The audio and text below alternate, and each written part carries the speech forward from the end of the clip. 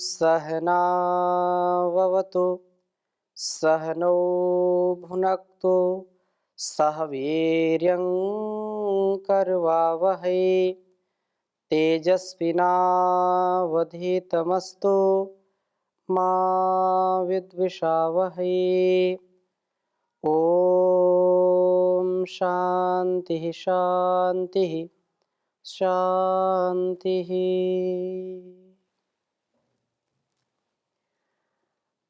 पुनः इस वैदिक जीवन पद्धति की कक्षा में आप सभी श्रोताओं का, दर्शकों का हृदय की गहराइयों से बहुत बहुत स्वागत है, अभिनंदन है, प्रणाम है। निरंतरता के साथ जब हम वेदों का स्वाध्याय करते हैं, जीवन और जगत की जो समझ है वो उत्पन्न हो जाती है। मनुष्य भटकता कब है? जब उसको निरंतरता के साथ ज्ञान का प्रवाह नहीं मिलता है। जैसे शरीर के विकास के लिए व्यायाम, प्राणायाम, आसन, शारीरिक पुरुषार्थ और उसके साथ साथ पौष्टिक आहार की आवश्यकता होती है। उसी प्रकार से जो हमारे आत्मा का आहार है वो है ज्ञान। जो बुद्धि की शुद्धि है वो ज्ञान से होती है, आहार से शुद्धि इसकी नहीं होती है। हाँ, आहार शुद्ध सत्व शुद्धि कहाँ है? जैसा खाएंगे अन्न वैसा हो जाएगा मन, और जैसा पिएंगे पानी वैसी हो जाएगी वाणी। बिल्कुल बात सत्य है। परंतु हम विचार करें कि जिस प्रकार से हम तीनों टाइम, सुबह भी, दोपहर भी और सायंकाल, रात्रि काल में भी भोजन जो पदार्थ है जो पौष्टिक हो या जैसा भी हमको मिलता है, हम उसको छोड़ते नहीं है, चाहिए ही चाहिए। ये हमारी आवश्यकता है, ऐसा हमको लगता है, इसके बिना तो जीवन नहीं चलेगा। लेकिन बिरले लोग ऐसे होते हैं जो उस भोजन के आहार के साथ साथ इस मानसिक आहार की भी चिंता करते हैं कि नहीं, हमको भी ऐसी घुट्टी मिले जिससे हमारे अंदर की जो पुष्टता है, जो एक शरीर का बल है, भाई घृत खाएंगे, दूध पिएंगे, छाछ पिएंगे, मक्खन खाएंगे, फल फूल मेवा मिष्ठान खाएंगे, दंड लगाएंगे, शरीर बलशाली हो जाता, पुष्ट हो जाता है। लेकिन जब तक इस सत्संग में, जब तक इस आत्मोन्नति के रंग में हम नहीं रंगेंगे, तब तक हमारा शरीर बल तो बढ़ेगा लेकिन आत्मबल नहीं बढ़ेगा। शरीर बल के साथ आत्मबल भी परम आवश्यक है। व्यक्ति के जीवन में शरीर बल बहुत है, धन बल बहुत है, जन बल बहुत है, बुद्धि बल बहुत है, लेकिन यदि मनोबल नहीं है, आत्मबल नहीं है, तो उसका जीवन सफल नहीं है। सफल जीवन किसका होगा? जो आत्मबल वाला होगा। आत्मबल जिसका बड़ा है, मनोबल जिसका बड़ा है, वही संसार में सक्सेसफुल और सफल व्यक्ति होगा। आज का वेद मंत्र बहुत ही सुंदर है। निष्पाप जीवन, जिसके जीवन में पाप नहीं है, वही व्यक्ति आत्मोन्नति कर पाता है, वही व्यक्ति आत्म प्रेरणा से युक्त हो पाता है। हम प्रभु प्रेरणा को सुनते हुए जीवनों को निष्पाप बनाने का कार्य कर पाते हैं। और जो पापी होते हैं, पाप कमाते हैं, वो आत्म प्रेरणा नहीं सुन पाते हैं। तो प्रथम मैं वेद मंत्र लिखता हूं, इसके बाद आपके समक्ष इसकी चर्चा करता हूं। ओम देवानां दूतः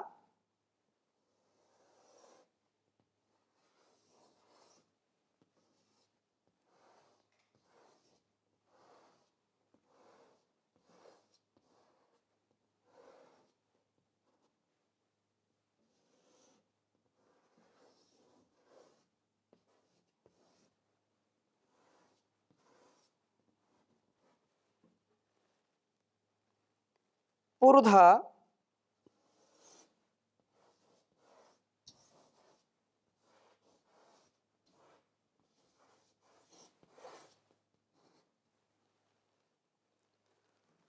प्रसूतो नागान्नो।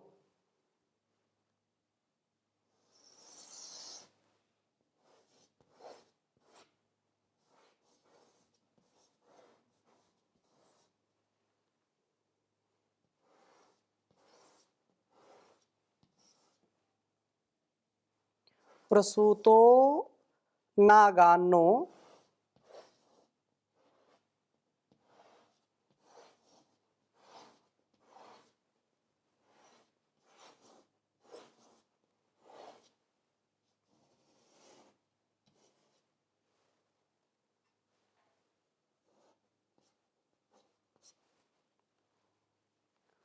वोचतु सर्वताता।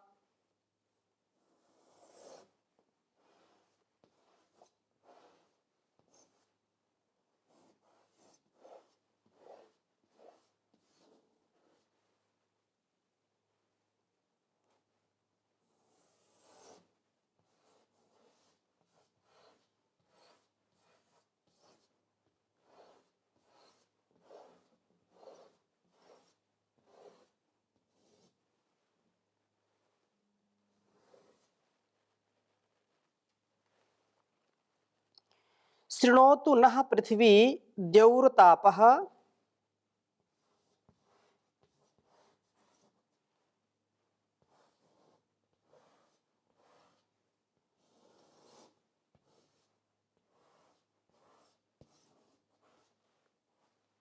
शृणोतु नः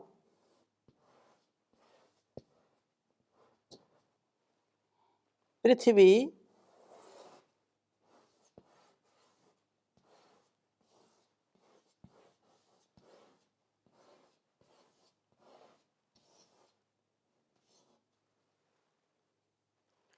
द्यौर्तापः।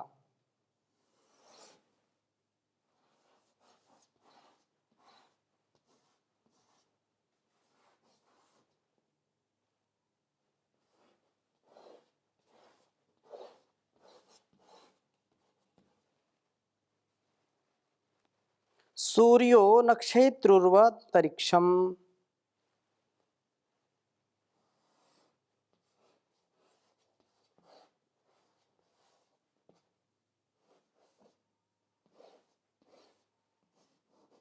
सूर्यो नक्षत्रो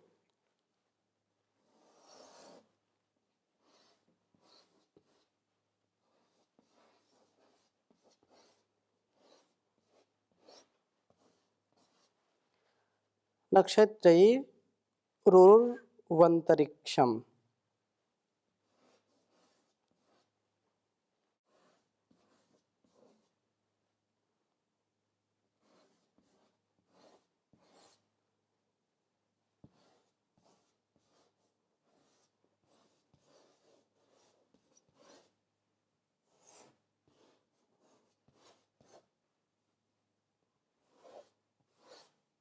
तीसरे मंडल के 54वें सूक्त का 19वां मंत्र है यह।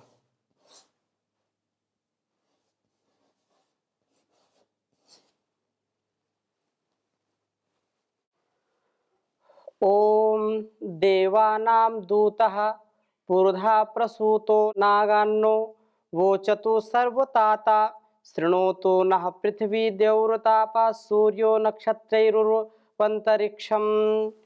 ओम देवानां दूतः पुरुधा प्रसूतो नागान्नो वोचतु सर्वताता। शृणोतु नः पृथिवी द्यौर्तापः सूर्यो नक्षत्रैरुर्वन्तरिक्षम्।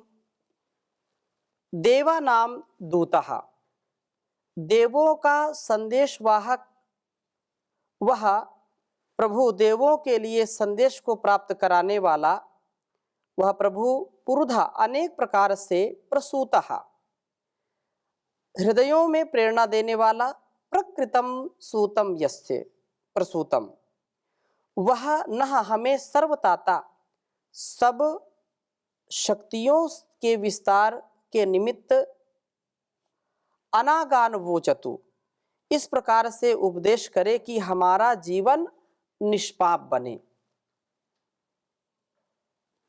पृथ्वी, यह जो पृथ्वी है और द्युलोक, उत और आपह जल, सूर्य, नक्षत्र के साथ उरु अंतरिक्षम, यह विशाल अंतरिक्ष न हमारी शृणुतु, इस प्रार्थना को सुने। वस्तुतः जितना सत्य हम इस स्थूल संसार में देखते हैं, वस्तु के रूप में, व्यक्ति के रूप में, स्थान के रूप में, जितना हमको दृष्टिगोचर होता है यह संसार, इससे भी कई गुना रहस्यमय और इतना अद्भुत, इतना चमत्कारिक अदृश्य संसार है जिसकी हम केवल कल्पना मात्र कर सकते हैं और कल्पना भी नहीं कर सकते। इतना अद्भुत संसार उस परमात्मा ने बनाया है। हम झूठे अहंकार में ना रहें। उस परमात्मा की इतनी विशाल रचना है जो कण कण में विद्यमान है, हर क्षण हर पल हमको संभालने वाला है। और नक्षत्र ही, ये सब जो भी संसार में हम उस परमात्मा की कृपा दृष्टि से न हमारे यह जो भावना है, जो संवेदना है, यह सारे इस वातावरण में शुभ और अशुभ दोनों का संचार करती है। जो हम प्रार्थनाएं हृदय से बोलते हैं, चाहे पृथ्वी हो, चाहे अंतरिक्ष हो, चाहे देव हो, उसको भी हमारे मन और हमारे अस्तित्व की जो भी चीजें हैं वो प्रभावित करते हैं। यदि हम अंदर से प्रार्थनापूर्ण हृदय से अपने भावों को संप्रेषित कर रहे हैं तो वो भाव इस वातावरण में शुभ का आधान करते हैं और प्रेम करुणा का विस्तार करते हैं। और यदि हमारे अंदर काम, क्रोध, लोभ, मोह, ईर्ष्या, द्वेष की भावना है तो वो इस वातावरण को दूषित करते हैं।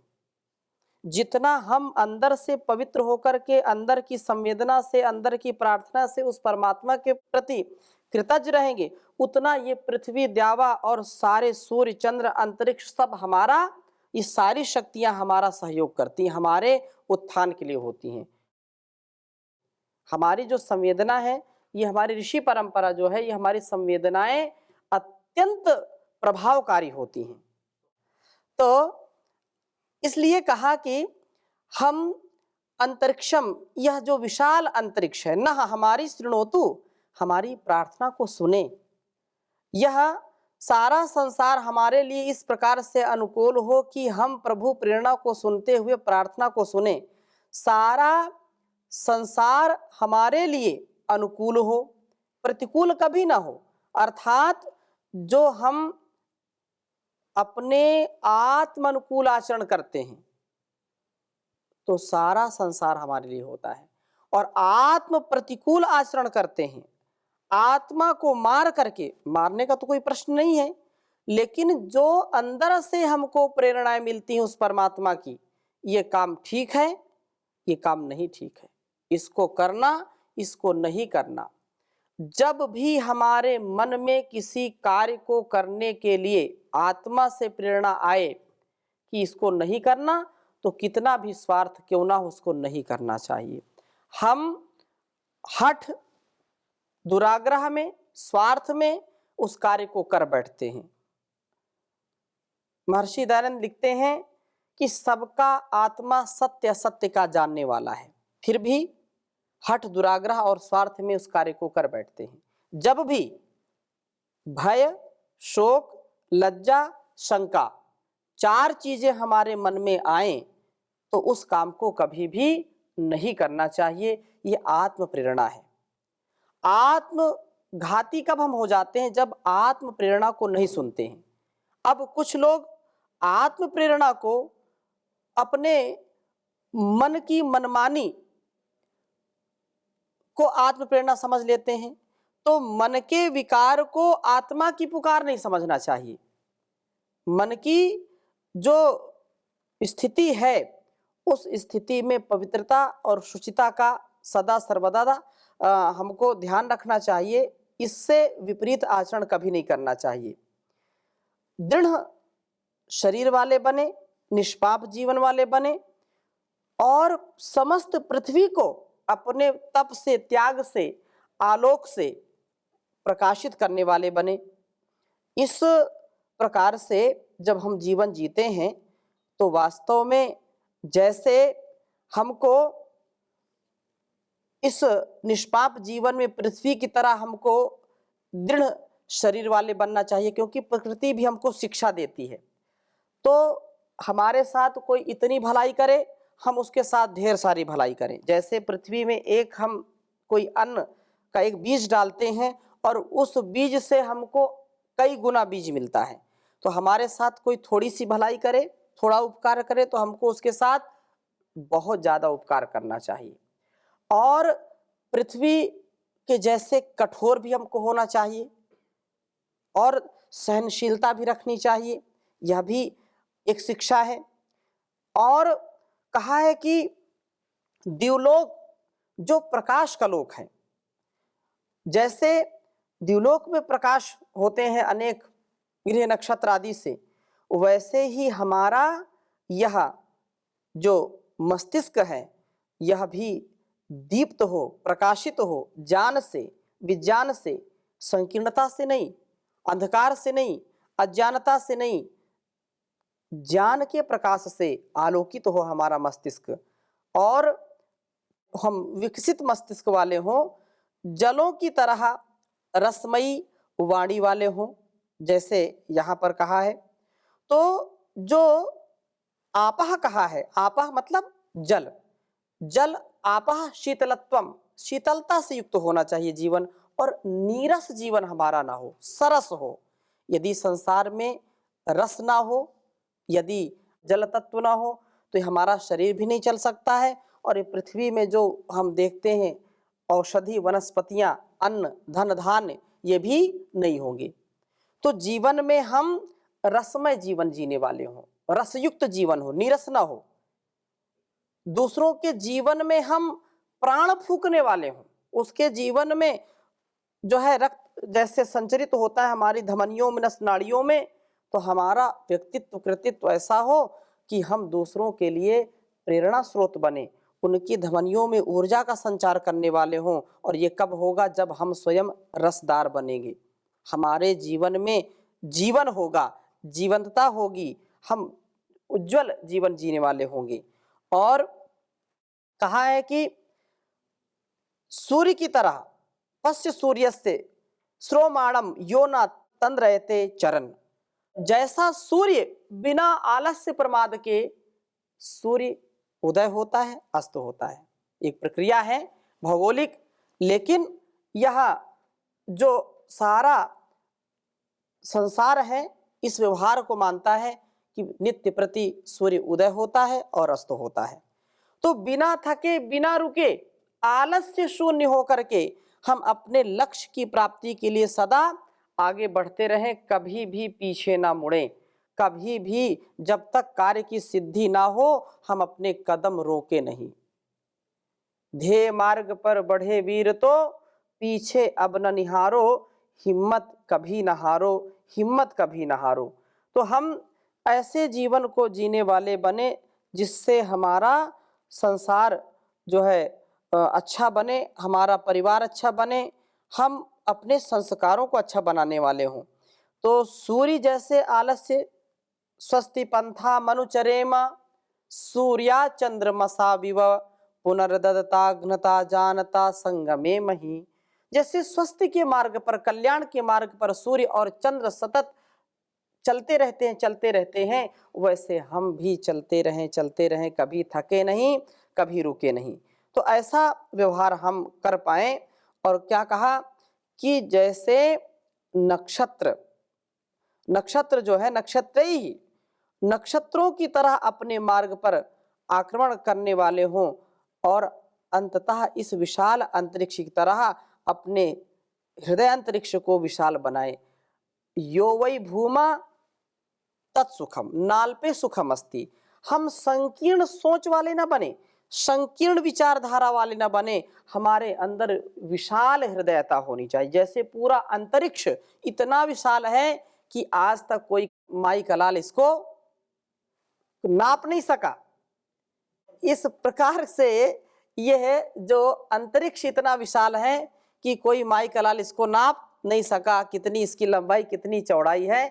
ऐसे ही हम अपने हृदय को संकीर्ण ना बनाएं, विशाल बनाएं, विशालता के साथ अपने जीवन को जीने वाले बने, क्योंकि जो संकीर्ण विचारधारा है वो हमको अत्यंत संकुचित बना देती है, हमको कुंठित कर देती है, लुंठित कर देती है। हम प्रभु की प्रेरणा को सुनते हुए अपने जीवन को निष्पाप बनाएं, निष्कलंक बनाएं, निर्द्वंद, निरअहंकार और निर्विकार बन करके जीवन को जिएंगे तो जीवन को निष्पाप बनाने का हम यत्न करें, प्रयत्न करें, तब जाकर के जीवन और इस जगत की भलाई के लिए हम अपना सब कुछ कर सकते हैं। इसलिए प्रभु जो कण कण में विद्यमान हैं, हर क्षण हमारी रक्षा करते हैं, हम सदा आगे बढ़ें, कभी भी पीछे न बढ़ें।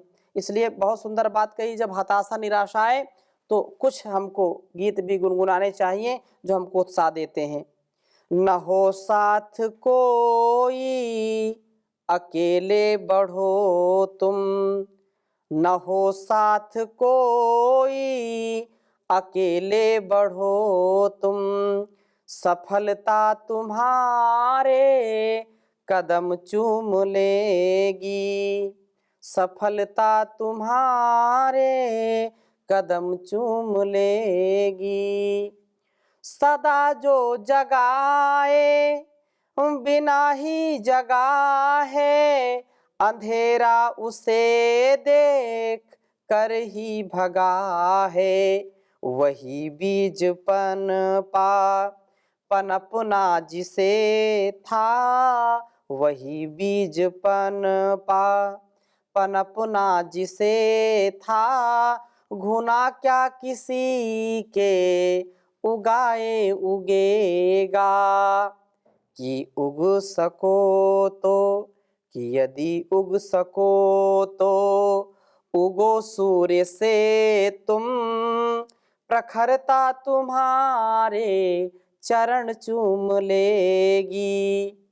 सही मार्ग को छोड़ कर जो मुड़े हैं, वही देख कर दूसरों को कुढ़े हैं, बिना पंख तोले उड़े जो गगन में, बिना पंख तोले उड़े जो गगन में, न संबंध उनके गगन से जुड़े हैं, कि यदि बन सको तो पखेरु बनो तुम, यदि बन सको तो पखेरु बनो तुम, प्रखरता तुम्हारे चरण चूम लेगी।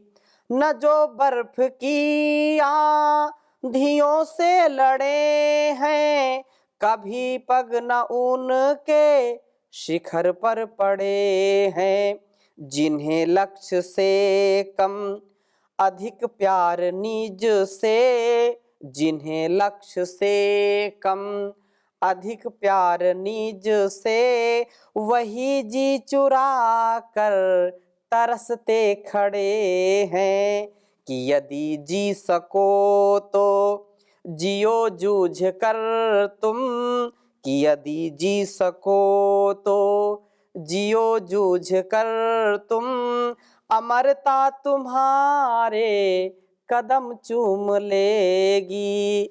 न हो साथ कोई अकेले बढ़ो तुम, सफलता तुम्हारे चरण चूम लेगी, प्रखरता तुम्हारे चरण चूम लेगी। तो आज की इस कक्षा को यहीं पर विराम देते हैं, शेष चर्चा अगले मंत्र के साथ पुनः करेंगे। ओम शांति शांति शांति।